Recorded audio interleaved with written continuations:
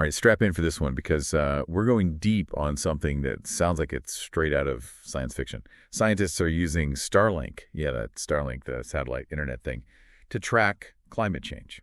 Crazy, right? It really is a remarkable example of how technology that was designed for one purpose can become such a powerful tool in a completely different area. It's like a scientific plot twist. Right. We're basing this deep dive on this article on website name from just yesterday.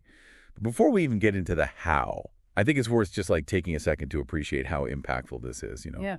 We're talking about a system with thousands of satellites orbiting Earth, constantly sending down signals. Yeah, and it's that constant stream of signals that makes this so revolutionary for climate science. I mean, think about it like this. Traditional climate monitoring satellites, they provide valuable data, but it's limited. It's like taking snapshots every once in a while. Yeah. But Starlink, it gives us continuous real-time insight. It's like the difference between flipping through pictures of a glacier and actually watching a live video feed of it moving. Okay, yeah, that's a really helpful analogy. That helps me understand the scale and detail we're talking about here. But I'm still struggling to grasp the how behind it all. How do we go from internet signals to understanding rising sea levels? Well, it all boils down to gravity. The Earth's gravitational field, it's not uniform. It varies a little bit depending on how mass is distributed. Think about massive ice sheets melting or ocean currents shifting. All those changes affect the pull of gravity in those areas. Okay, so the Earth's gravity is kind of like a constantly shifting landscape. And those changes, they're super subtle, right? Exactly. And that's where Starlink comes in.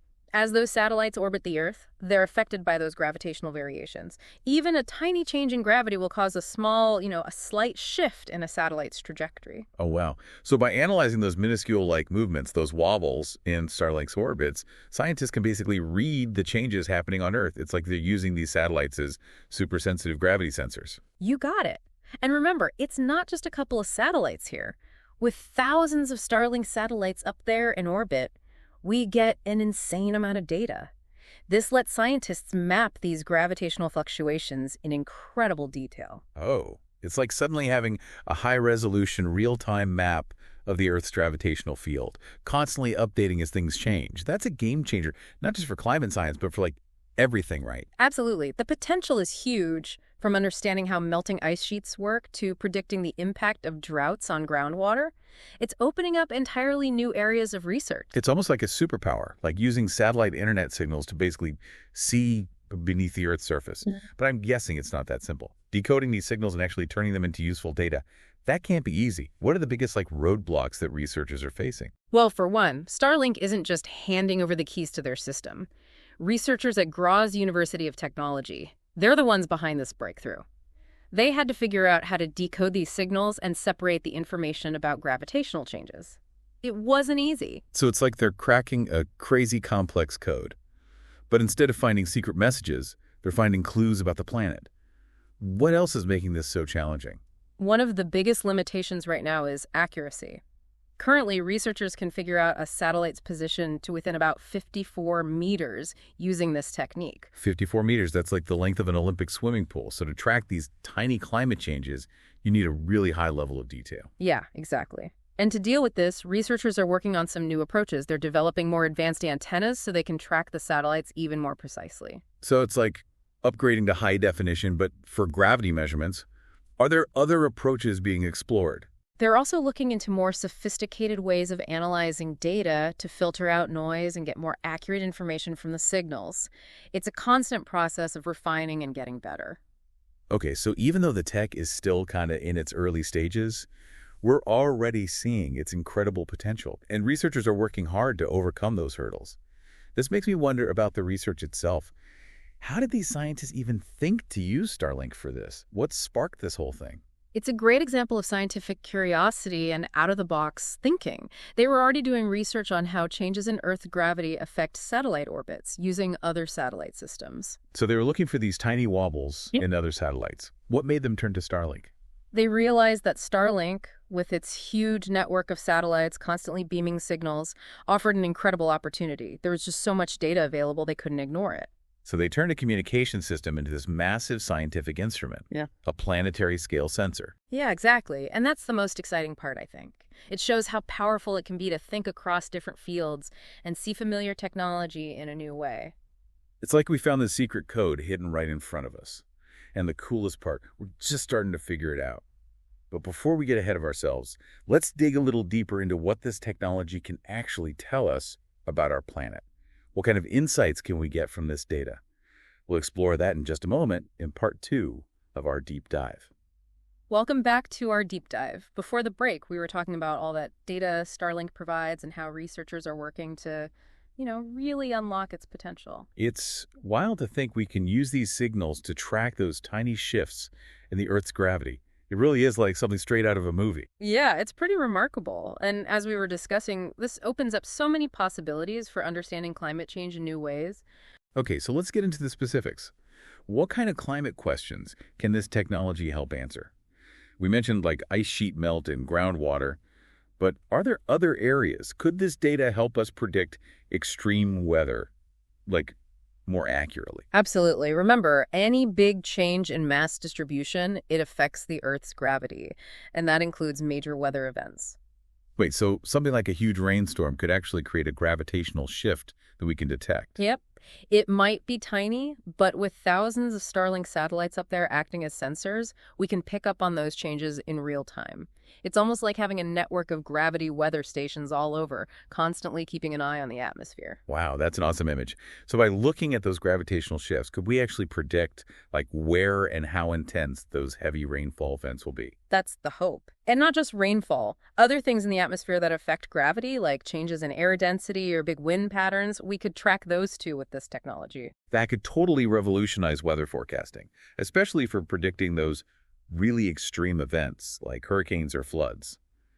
But wouldn't we need crazy precise measurements to get accurate predictions? Yeah, you're right. Precision is super important. The 54-meter accuracy we have now, it kind of limits what we can do with predicting weather. So we're back to that accuracy issue. Huh. But if researchers can crack that, the possibilities are huge. Exactly. Imagine being able to predict droughts way better or knowing exactly where a hurricane is going to go. It's like a crystal ball, but based on actual science and data. What about other applications? Could this tech help us understand those long-term climate trends, not just those immediate events? For sure. Think about sea level rise.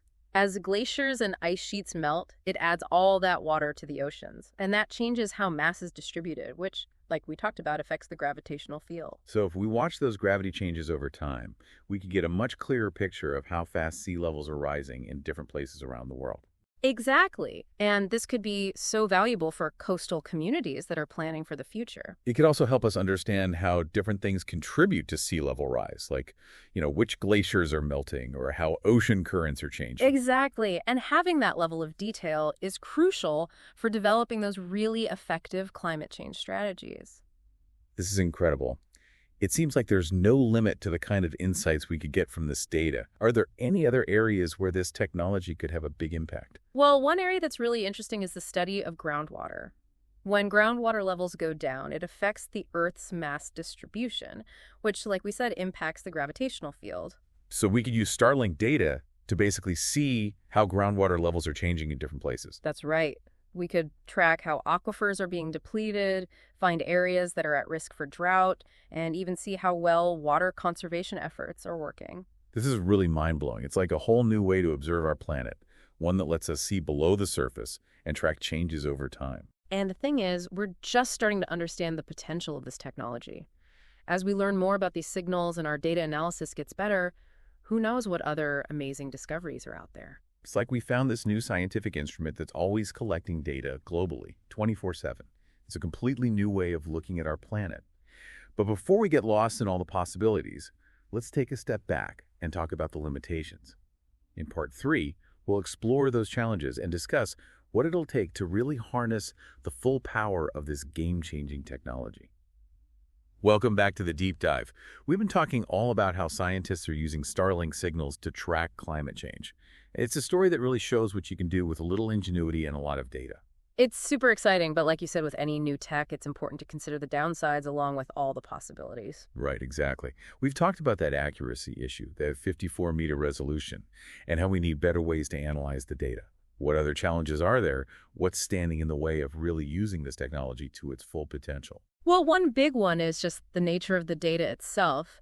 Starlink signals, they were made for communication, not for science. So there might be limits to what kind of environmental changes we can actually detect. So even though we can see those shifts in gravity, the signals might not be sensitive enough to pick up every environmental change we want to study. Yeah, exactly.